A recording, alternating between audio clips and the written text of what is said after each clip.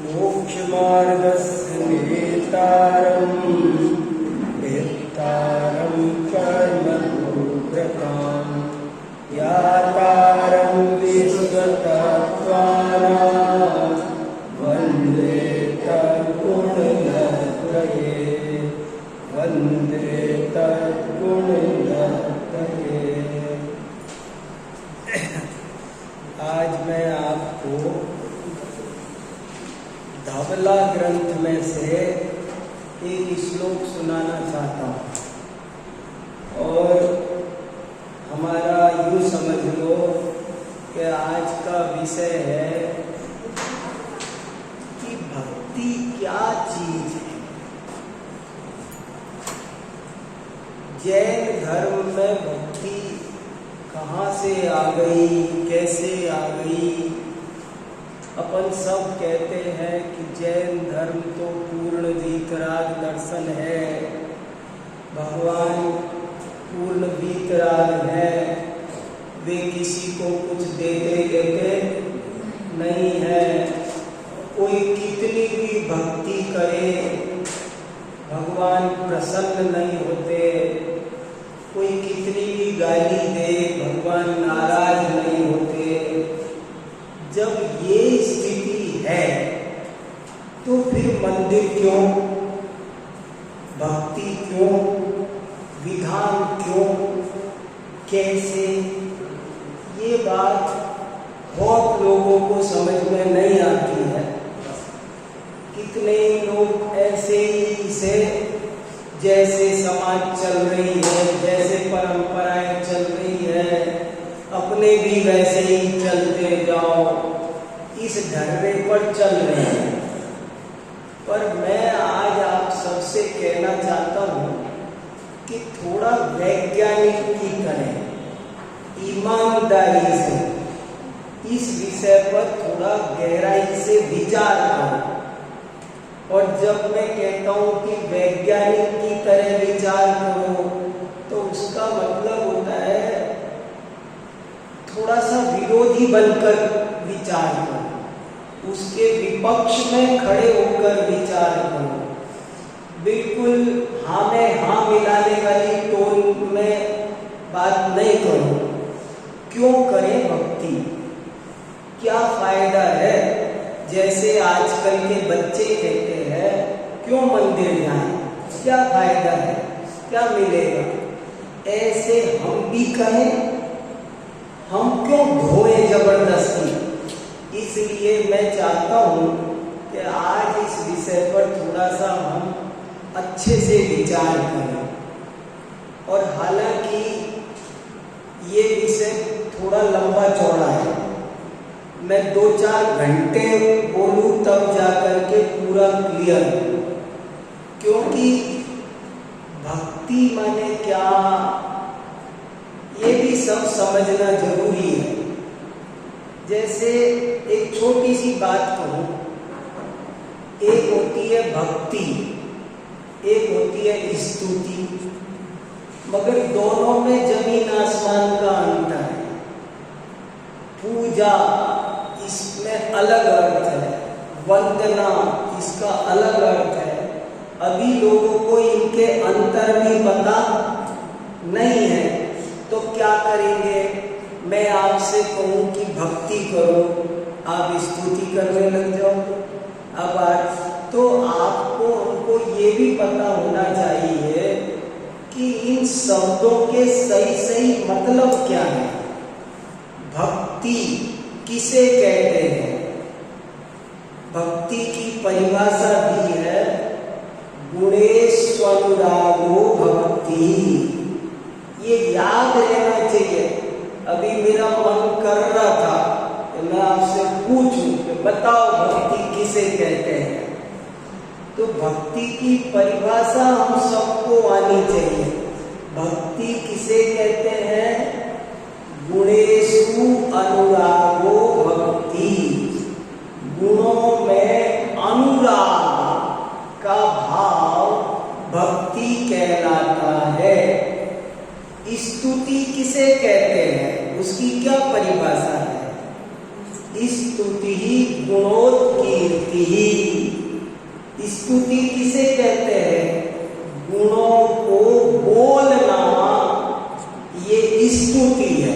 समझ में आया? कुछ फर्क समझ में आता जा रहा है? कुछ भक्ति हृदय में रहती है, स्तुति वाणी में रहती है, वंदना हाथों में रहती है, नमस्कृति नमन हाथ और सिर में रहता है।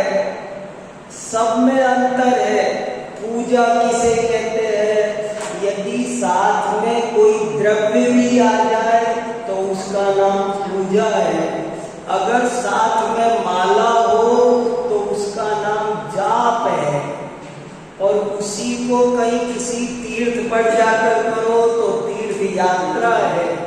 और लंबी पूजा कर लो, कई पूजाओं का सेट हो तो उसका नाम विधान है।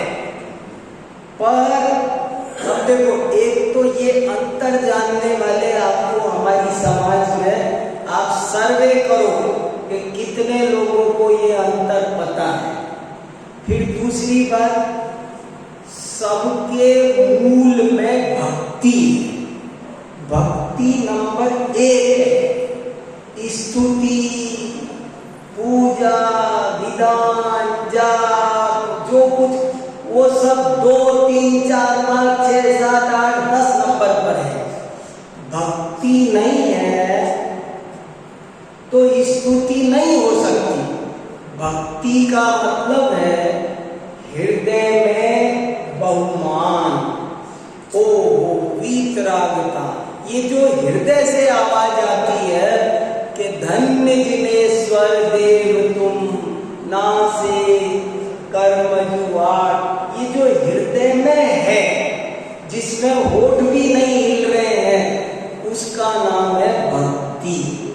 भक्ति मौन है, भक्ति दिल में रहती है। और स्तुति वाणी, जब वो बहुमान वाणी में व्यक्त होने लग जाए, प्रकट होने लग जाए, तो उसका नाम हो जाता है स्तुति। देखो कितना फर्क है। अब कितने लोगों को मालूम, ये सब पता होना चाहिए। भक्ति, स्तुति, वंदन, हाथ भी जुड़ गए तो वंदन, नमन, नम माने झुकना, सिर भी झुक गया तो उसका नाम नमन। नमन पंचांग भी होता है, अष्टांग भी होता है, फिर और वेद है।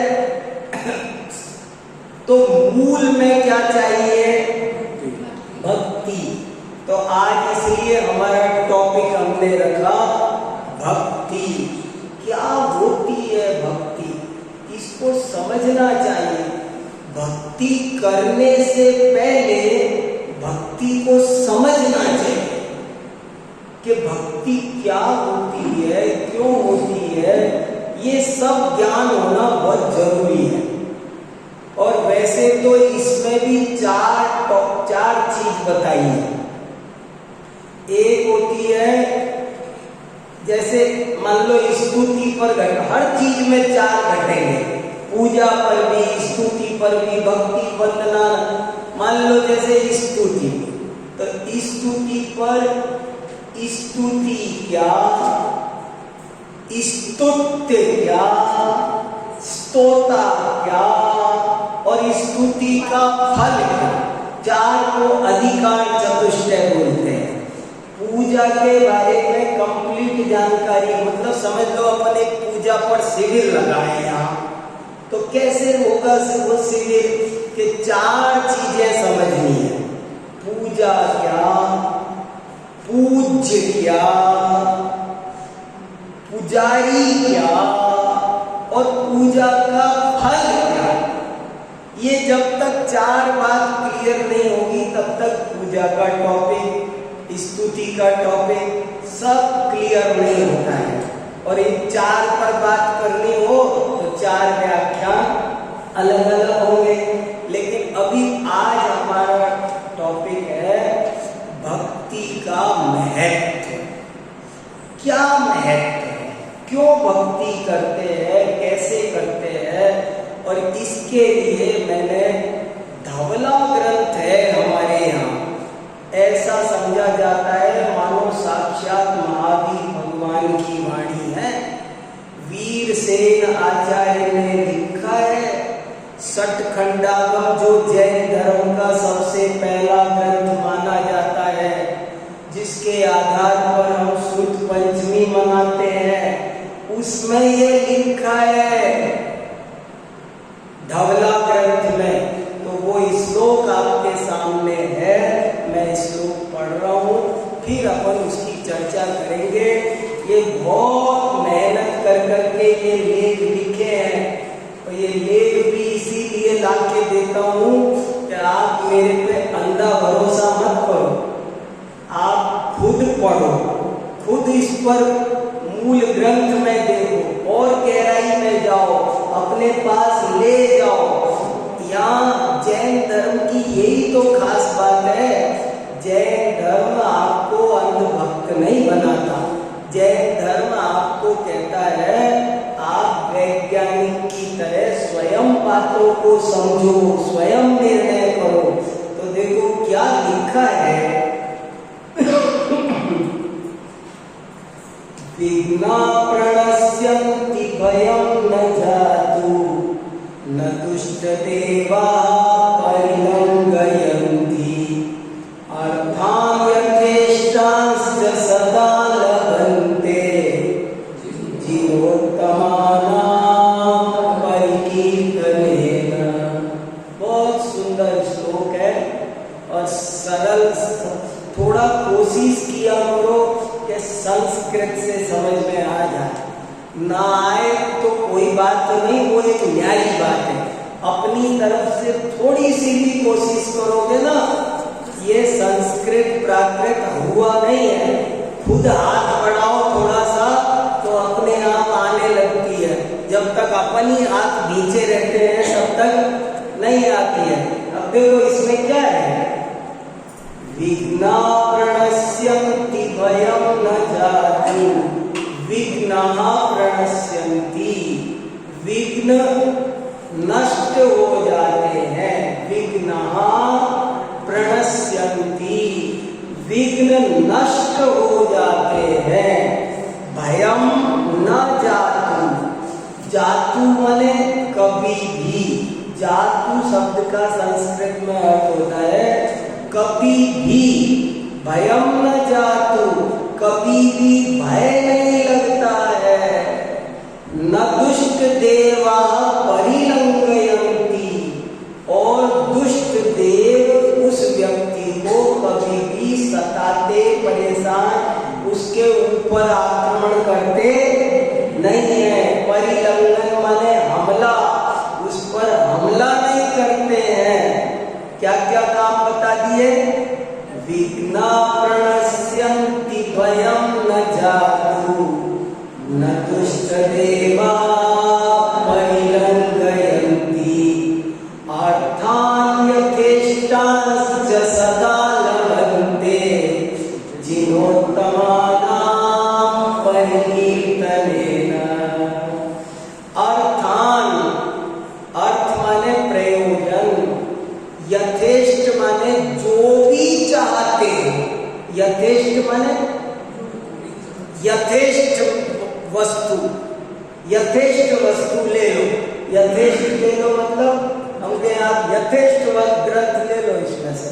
यथेष्ट माने जो आपको चाहिए, तो यथेष्ट माने जो आप चाहते हो, वो अर्थ माने पदार्थ, वो प्रयोजन, वो आपको सदा लभन्ते, उसे आप सदैव प्राप्त कर लेते हैं।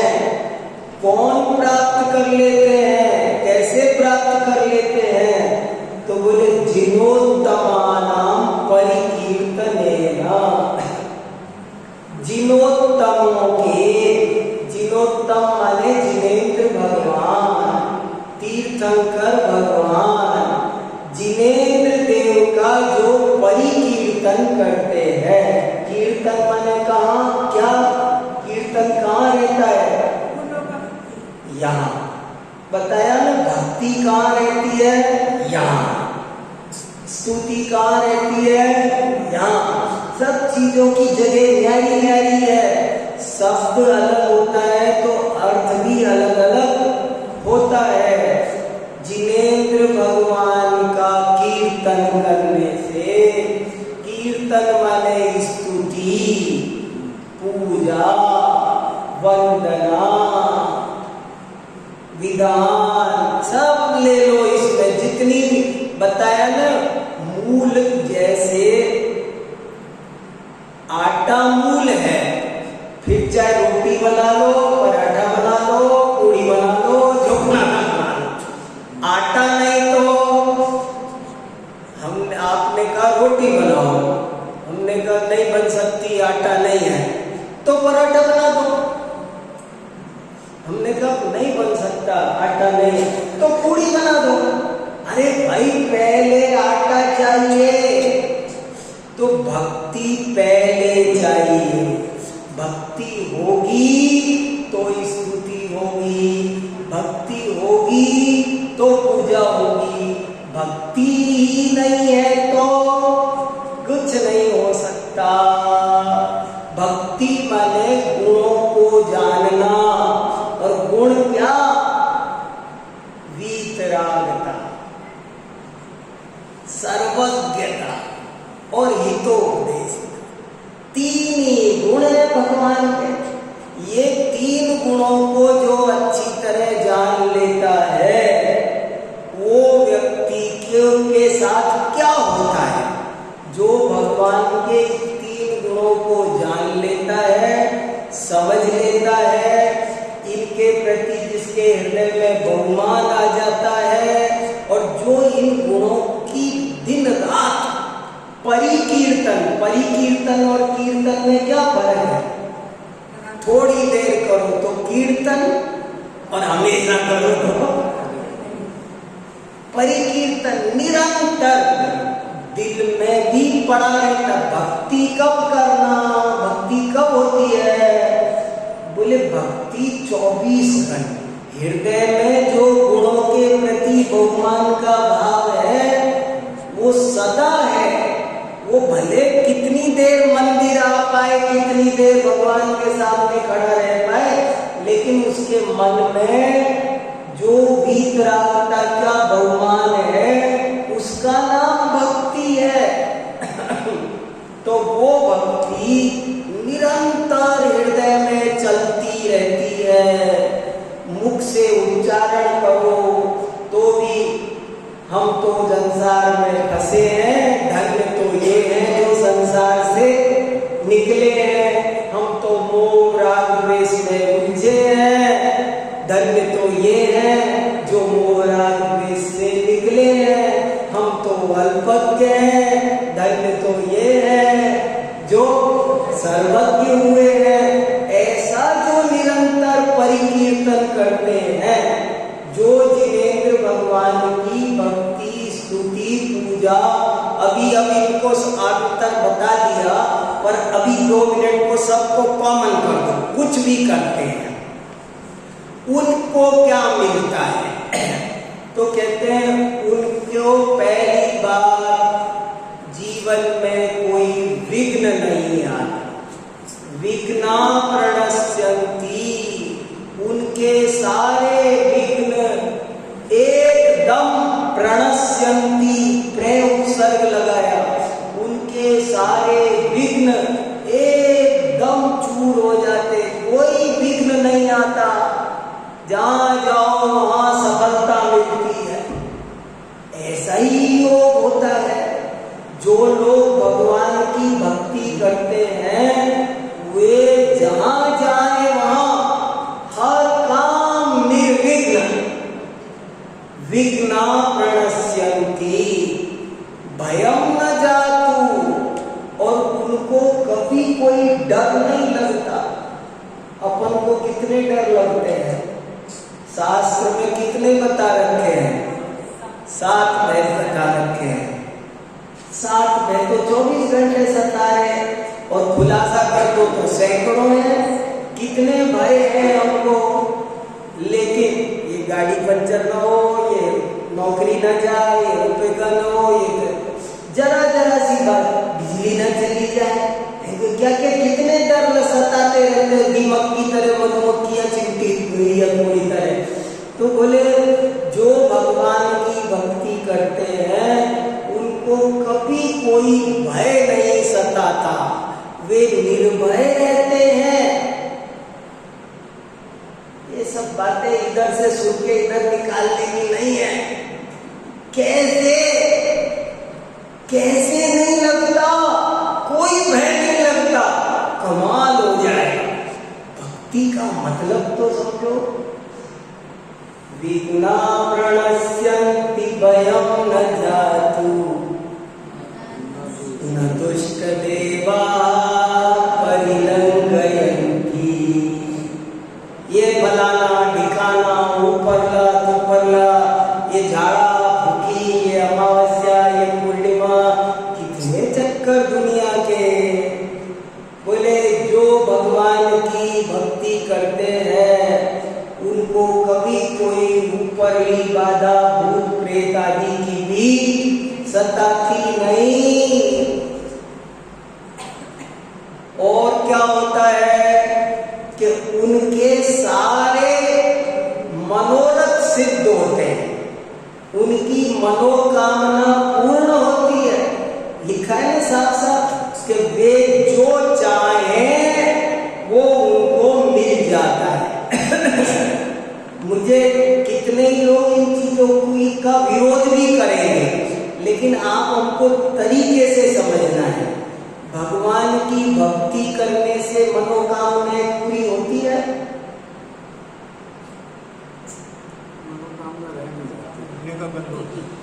सोचने की, मैं वही कह रहा हूं, ये क्या कहना। देखो अपने शास्त्र में एक बात आती है कि जो कहा जा रहा है उसे समझ जाए तो कमाल है।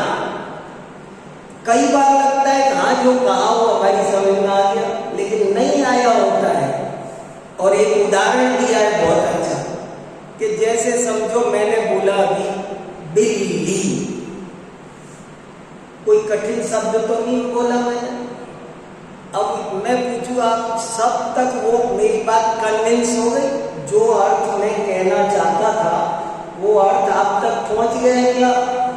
तो एक हिसाब से तो लगेगा हाँ, किसी से भी पूछ लो। आपने बिल्ली कहा था, जिसको अंग्रेजी में कैट कहते हैं, वही कहा था ना आपने, ऐसे बता दें। लेकिन नहीं, अभी समझ में नहीं आएगा आपको। मैं कहूं कि सब लोग चित्र बनाओ, मैंने क्या कहा था उसका चित्र बनाओ, तो आपको पता चल जाएगा कि एक काली बिल्ली बनाएगा, एक सफेद बनाएगा, एक भूरी बनाएगा, एक बैठी बनाएगा, एक दौड़ती बनाएगा, एक की पूंछ उठ रही होगी। और मैंने जो कही थी समझ में आया? मैंने जैसी बिल्ली मेरे दिमाग में थी वो वाली बिल्ली आप तक पहुंची कि नहीं, वो जरा मुश्किल काम है। इसके लिए जैन दर्शन में स्याद्वाद, अनेकांत, ये सिद्धांत है कि जो चीज मेरे चित्त में है वो चीज वो की वो आपके चित्त तक पहुंच जाए। तो भगवान की भक्ति से मनोकामना पूरी होती है कि नहीं? अगर हम जो कह रहे हैं वो तुम समझ गए जब तो सही, और कुछ और समझे तो गलत। भगवान की भक्ति से मनोकामना पूरी होने के अनेक अर्थ हैं, और जिनमें एक अर्थ ये भी है कि भगवान की भक्ति से सारी मन की कामनाएं पूरी हो जाती है, एकदम चाहिए ही नहीं कोई। ये भी तो मनोकामना पूरी होना है। मुझे गाड़ी चाहिए थी, गाड़ी आए गाड़ी, मैंने भगवान की भक्ति की तो कोई क्या समझता है, अब मैं भगवान की भक्ति कर रहा हूं तो मुझे गाड़ी मिलनी चाहिए, तभी मनोकामना पूरी हुई। और एक अर्थ ये भी है ना कि मेरी गाड़ी पाने की इच्छा खत्म हो गई तो वो भी बोलेगा कि मेरी भगवान की। और दोनों तरह से मनोकामना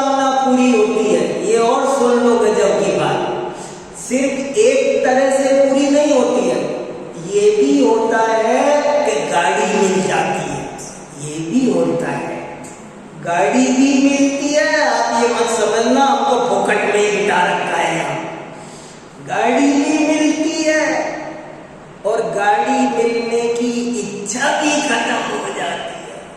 और गाड़ी क्या, गाड़ी से बड़ी चीज भी मिलती है। हम क्या मांग पाएंगे? बहुत सुंदर विषय है और बहुत महत्वपूर्ण विषय है, पर जरा शांति से सोचने समझने का है ये विषय। कहने का मतलब ये है कि जो लोग, देखो सिंपल अर्थ करते हैं, अभी इसकी गहराई में और जाना है मुझे, पर पहले इसमें जो लिखा है वो मैं बिना अपनी तरफ से नमक मिर्च लगाए आपके सामने रख रहा हूं। क्या लिखा कि जो लोग भगवान की भक्ति करते हैं उनके सारे विघ्न दूर हो जाते हैं, उनको कभी भी किसी भी प्रकार का कोई भय नहीं सताता, उनके ऊपर कोई भूत प्रेत आदि दुष्ट देव हमला नहीं करते, और वे जीवन में जो भी चाहते हैं उस सब को सहज ही प्राप्त कर लेते हैं। ऐसी भगवान की भक्ति की अद्भुत शक्ति है। मैंने भगवान की भक्ति करने से, देखो अभी इसमें कुछ बातें और नहीं लिखी। एक तो मैंने मंगलाचरण बोला, मोक्ष मार्ग से नेतारम भेत्तारम कर्म भूव्रताम ज्ञातारम विश्व तत्वानाम वंदे तद्गुण लब्धे। भगवान की भक्ति से क्या मिलता है? वीतरागता मिलती है। भक्ति से क्या मिलता है? कोई इस श्लोक को सुन करके कहे क्या बता रहे हो ये?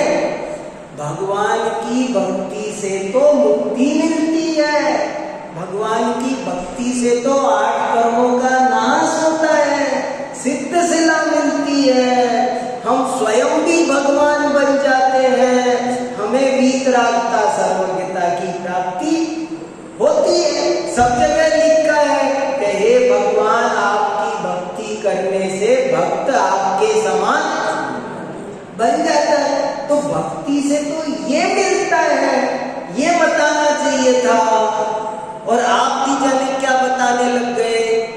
तो इसमें कोई कहे, इसमें तो ऐसा लिख दिया कि लौकिक प्रयोजनों की सिद्धि होती है। लौकिक उन्नति, भगवान की भक्ति करने से आध्यात्मिक लाभ तो होते ही होते हैं, लेकिन भगवान की भक्ति करने से लौकिक लाभ भी बहुत ज्यादा होते हैं। ये इस श्लोक का मतलब है।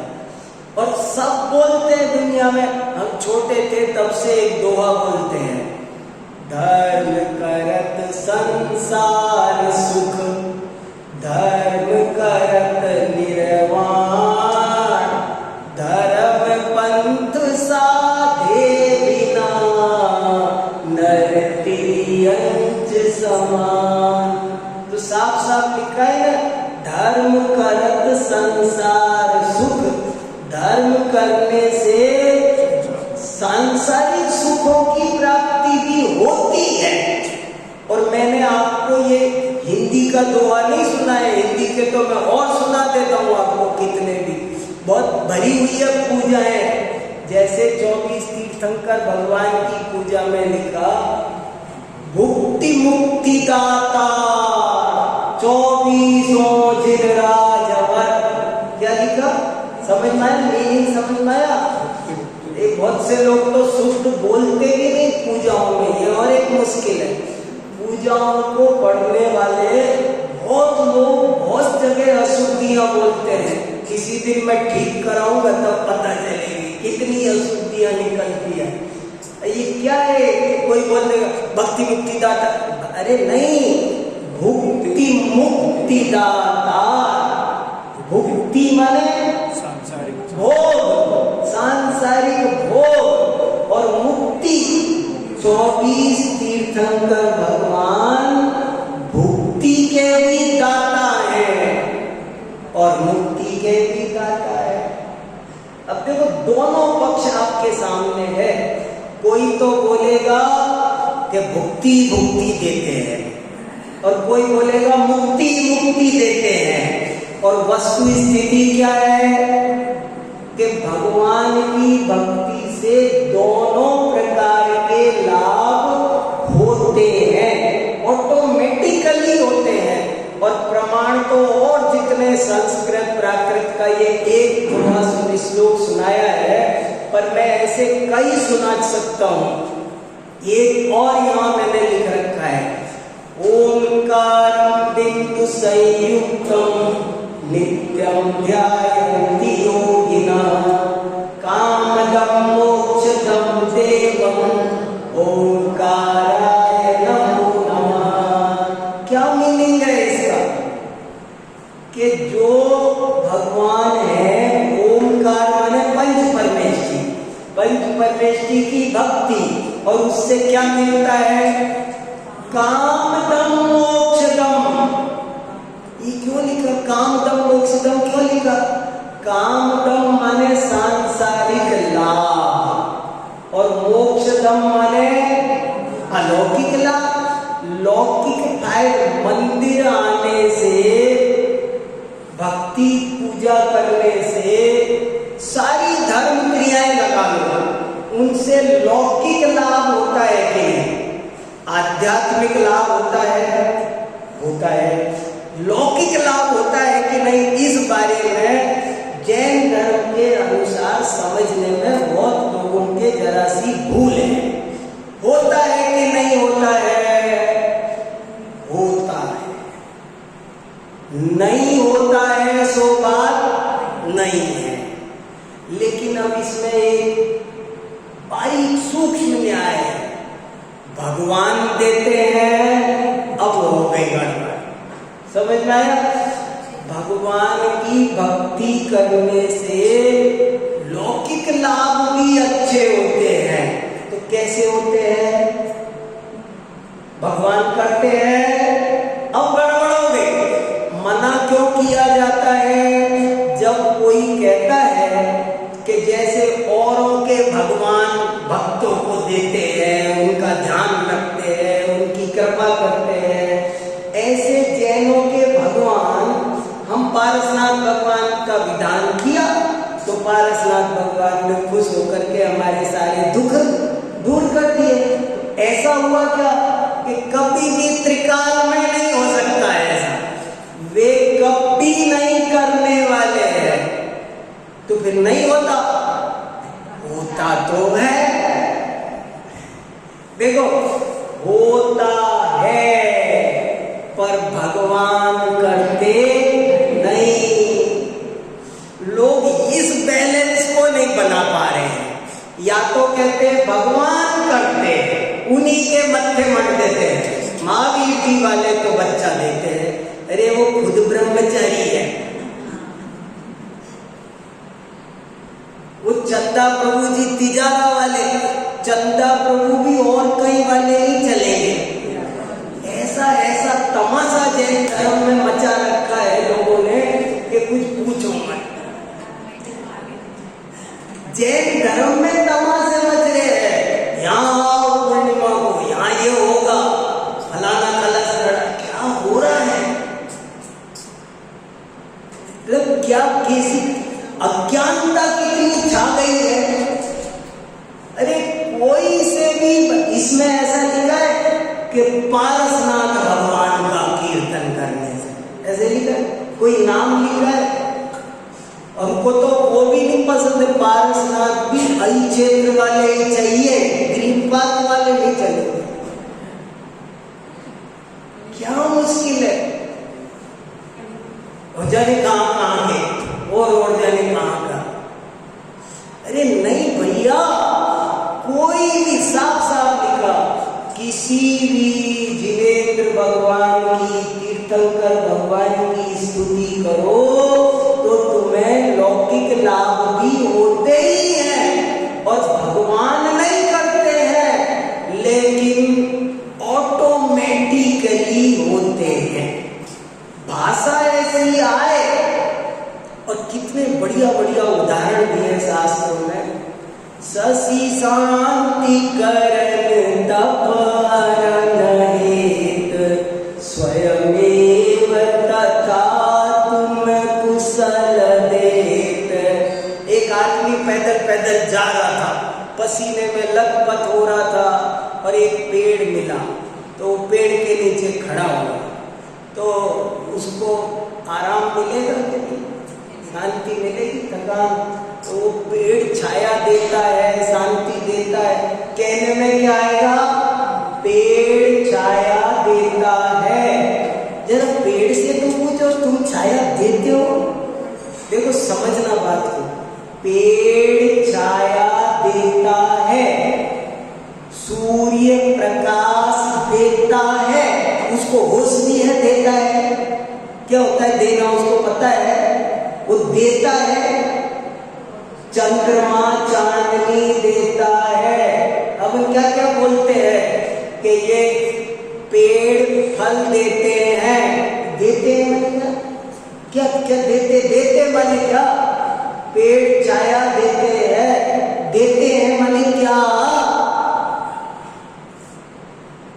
ऐसे ही भगवान के बारे में बोला जाता है कि उनके पास जाओ तो शांति मिलती है, वो शांति देते हैं। तो देते हैं माने क्या, उनको तो मैं ये नहीं कहना चाहता कि उनको पता ही नहीं है, क्योंकि वो तो सर्वज्ञ है, पता तो है ना उनको, लेकिन बात तो कुछ ऐसी ही है। उनको तो कोई आपसे जरा सा भी कोई उनकी भक्ति करे तो उसे शांति मिलती है। कोई उन्हें गाली दे, कोई उनकी निंदा करे तो उसे अशांति मिलती है। लेकिन वो तो बिल्कुल निर्लिप्त है, वो ना किसी का भला करते हैं, ना किसी का बुरा करते हैं, पर ऐसा होता जरूर है। अब ये क्या, ये बड़ा अजीब गणित हो गया। वे करते नहीं है, फिर होता है, तो कैसे होता है? बस इसमें शास्त्रों में सैकड़ों पेज भरे हैं कि कैसे होता है। होने के हजारों तरीके हैं। तो होता है, और इसमें बात आई कि अच्छा होता है तो हम दुकान बढ़िया चलानी है तो मंदिर जाया करें, भगवान दुकान बढ़िया चलेगी। तो बोले हाँ चलेगी तो सही, मगर तुम दुकान चलवाने के लिए मंदिर जाओगे ना तो नहीं चलेगी। अरे समझ में, अभी और एक गजब की बात है, सब मिलता है मगर किसको, जो ये नहीं चाहता है उसको। भगवान की भक्ति करने से धन भी मिलता है, तो धन के लिए जाए, नहीं तुम धन के लिए जाओगे तो नहीं मिलेगा। अरे ये कैसा गजब का काम है ये। और बहुत उदाहरण दिए कि देखो जैसे कोई व्यक्ति चावल पैदा करे खेत में मेरे पास में 10 बीघा खेत है और 10 बीघा खेत में मैं चावल पैदा कर रहा हूं, तो घास होगा कि नहीं? होगा, जरूर होगा। और जितना बढ़िया अनाज पैदा करोगे, बाजरा पैदा करोगे तो वैसा होगा, गेहूं पैदा करोगे तो और अच्छा होगा, चावल पैदा करोगे तो और अच्छा।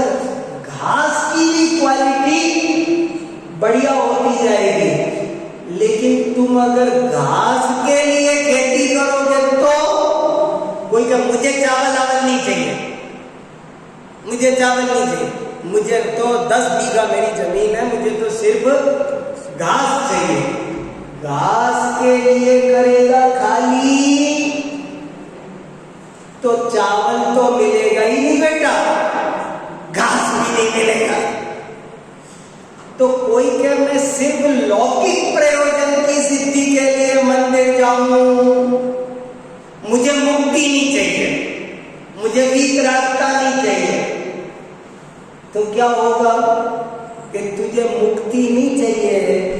मुझे वीतरागता नहीं चाहिए, तुम्हें सिर्फ लौकिक प्रयोजन की सिद्धि करनी है, तो लौकिक प्रयोजन की सिद्धि भी वैसी नहीं होगी।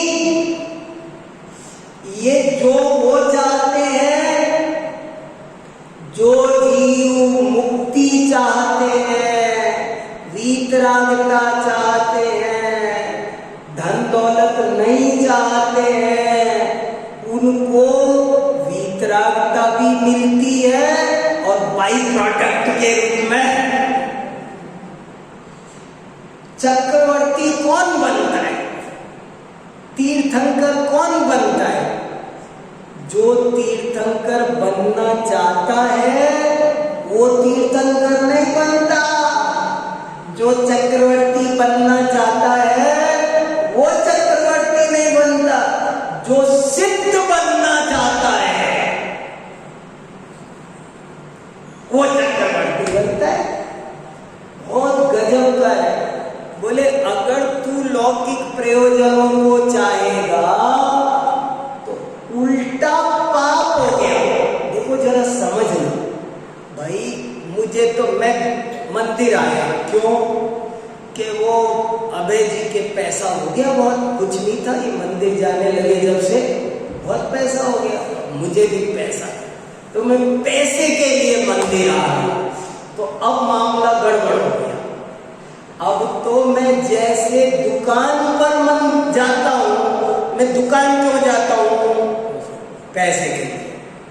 और किसी ने कह दिया कि तू मंदिर जाया कर तो पैसा मिलेगा, तो मैं मंदिर आ रहा हूं, तो मेरा मंदिर आना भी दुकान आना जैसा ही है, मेरी दुकान है। कहां भक्ति, कहां नहीं? भक्ति वो होती है जो निष्काम होती है, जिसे कुछ नहीं चाहिए। बड़ी गजब की बात है। अब मनोकामना पूरी होने का मतलब समझ में आया? मनोकामना लेके बैठे तो भक्ति नहीं बचती है। इसलिए क्या श्लोक लिखा वीरसेन स्वामी ने, विघ्ना प्रणश्यन्ति वयं न जातु, न दुष्टदेवा परिलंघयन्ति, अर्थान् यथेष्टांश्च सदा लभन्ते, जिनोत्तमानां परिकीर्तनेन। भगवान की भक्ति करने से सहज ही लौकिक कार्यों की सिद्धि भी होती है, मगर सच्चा भक्त लौकिक कार्यों के लिए भगवान की भक्ति करता नहीं है। अगर करे तो उसकी भक्ति गड़बड़ हो गई है, उसकी भक्ति दूषित हो गई, उसकी भक्ति नहीं बची, उसकी तो उसका तो व्यापार हो गया। वो तो फिर बिजनेस में, दुकान पर बिजनेस कर रहा था, यहाँ करने लगा। इसलिए ये एक बड़ा रहस्यपूर्ण सिद्धांत है कि भगवान की भक्ति कैसे की जाती है। क्यों? शुरू में बच्चों को प्रलोभन दिया जाता है। जैसे बड़े महाराज जी एक दोहा बहुत सुनाते थे, मुझे बहुत याद आता है, बहुत अच्छा लगता है। धर्म बड़े तो धन बड़े, धन बड़े मन बढ़ जाए, मन बढ़ते सब बढ़त है, बढ़त बढ़त बढ़ जाए। और फिर इसका उल्टा है, धर्म घटे तो धन घटे, धन घट मन घट जाए, मन घटते सब घटत है, घटत घटत घट जाए। ऐसा ही कोई संबंध है। मैंने बहुत लोगों को देखा है, धर्म के रास्ते पर आए तो उनकी धार्मिक क्षेत्र में तो प्रगति हुई, उनकी लौकिक क्षेत्र में भी अपने आप ऑटोमेटिकली प्रगति हो गई। मैं जब पढ़ता था शुरू में, बचपन में, मेरे 50% से ज्यादा नंबर नहीं आते थे। और जब इधर स्वाध्याय की रुचि लगी, मंदिर की रुचि लगी, तो मैं इसमें बहुत समय जाने लगा। मैं सोचने लगा पहले ही अपने तो 40 आते थे, अब तो और नहीं आ रहे हैं, क्योंकि अब तो अपन ये पढ़ते हैं कोर्स की किताब तो और कम हो गई। लेकिन देखा तो वहां तो दिन पर दिन फर्स्ट डिवीजन, गोल्ड मेडल, पूरे राज्य में फर्स्ट, गोल्ड मेडल ही गोल्ड मेडलों के ढेर लगते हैं। कहाँ से सब होता है, अपने आप होता है। ये धीरे धीरे ऑटोमेटिकली योग संघ का विकास होता है। इसमें कारण बताया है, विज्ञान बताया है। जब आप जिनेंद्र की भक्ति करते हैं तो आपका जो पूर्व में बना हुआ असाता वेदनी है वो साता में परिवर्तित हो जाता है। कर्णायोग बताता है आपका असाता वेदनी की प्रकृति साता वेदनी विशुद्ध परिणाम होते हैं। विशुद्ध परिणामों से अपरंपार पुण्य बनता है। और चाहिए नहीं, विष्णु कुमार मुनि को रिद्धि प्रकट हो गई और विष्णु कुमार मुनि को पता ही वो रिद्धि के लिए ये 64 रिद्धियां किनको मिलती है? जो रिद्धि के लिए तब 64 रिद्धियों का पढ़ करके सोचो अपन भी करते हैं, हो गई। जो 64 रिद्धियां चाहते हैं उनको 64 रिद्धियां नहीं मिलती। जो आत्मा को चाहते हैं, जो वीतरागता को चाहते हैं, उन्हें 64 रिद्धियां ऐसे मिलती है और उनको उसकी कोई परवाह नहीं, उनको उनकी कोई परवाह नहीं चाहिए।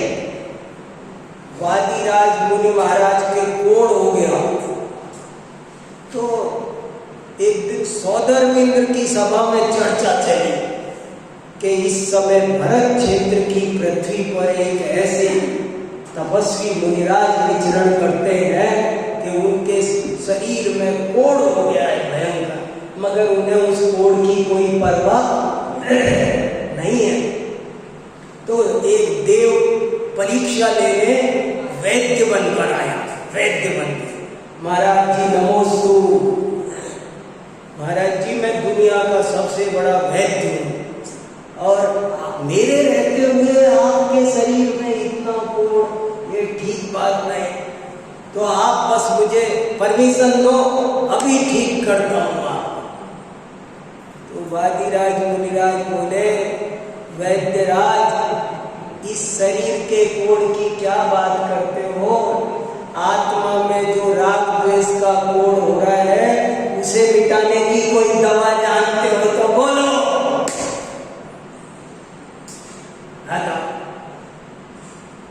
भर्तृहरि और सुखचंद्र दो भाई थे। भर्तृहरि और सुखचंद्र, सुखचंद्राचार्य जिन्होंने ज्ञानार्णव लिखा, दोनों भाई थे और दीक्षा ली दोनों ने। सुखचंद्राचार्य तो जैन साधु बने और भर्तृहरि ऐसा ही तो अन्नमति साधु बना। तो अन्नमति साधु बना के उसने सोना बनाने की विद्या सीखी। सीख साख के याद आया कि मेरे भाई कहाँ हैं, तो अपने किसी भक्त को भेजा देख के आओ। तो वो देख के आया, महाराज वो तो नंग धड़ंग गंदे गंदे ऐसे ही कपड़े ही नहीं है उनके पास, तो वो तो उनकी तो बुरी हालत है, वो माँ दुखी, कुछ आप कृपा करो। तो उनको अरे मेरा भाई मुझे सोना बनाने, तो उन्होंने थोड़ी सी रसायन भेजा और सोना बना और कहा उनको पास ले जाओ, कहना कि क्यों दुख पा रहे हो, आपके भाई ने विद्या सीखी है, ये लो।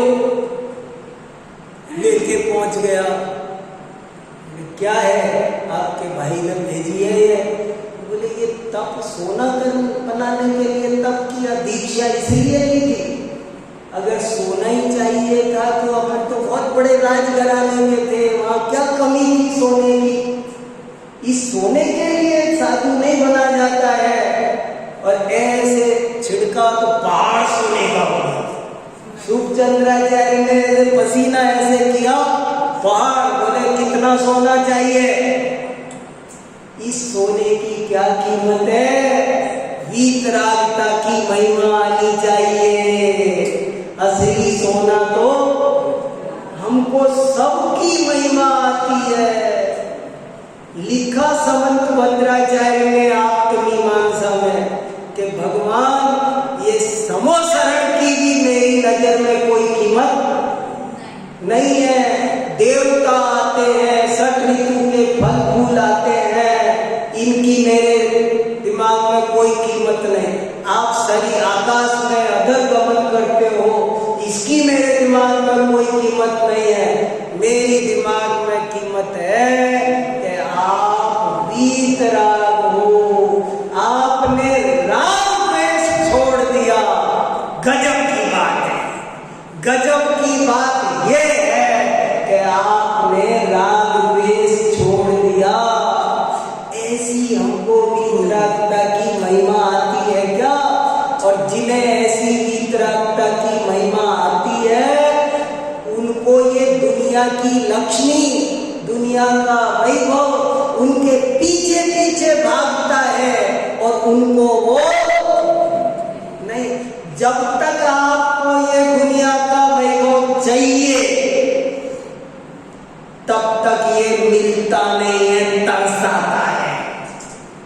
माया छाया एक सी, घटे बड़े चिन्माय, इनकी संगति जो लगे, तिन्हें कबहु सुख नाय। इनके पीछे पड़ो तो ये नहीं मिलते हैं।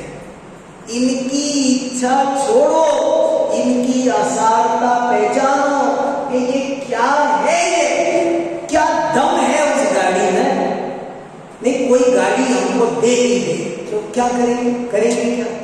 कोई कुछ दे, वो परिग्रह चिंता दुख ही मानो फांस तनक सी। बताओ, वो तो कह रहे तनिक सी फांस दी और हमको बांस चाहिए पूरा। बांस नहीं चाहिए, वो पूरा बांस चाहिए। पागल हो रहे हैं। 9 ग्रह क्या दुख देंगे? सबसे खतरनाक दुख देने वाला तो परिग्रह है। ये बात जिस दिन समझ में आएगी, उस दिन परिग्रह चरणों में लौटेगा। मुझे जगह दे दो ना, मुझे जगह दे दो ना, थोड़ा सा तो रख लो, पीछे पड़ा रहूंगा। 6 खंड का वैभव आता है। कामदेव बनना नहीं चाहते, कामदेव पद मिलता है, बड़े बड़े पद मिलते हैं। किनको?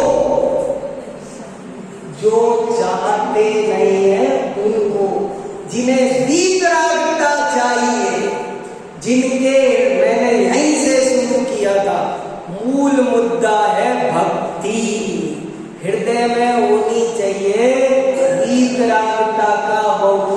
वीतरागता का बहुमान होगा तो क्या डर लगेगा? बताओ, उसको क्या डर है? बताओ, दुनिया में क्या डर है? डर उनको लगता है जिनके पास परिग्रह होता है।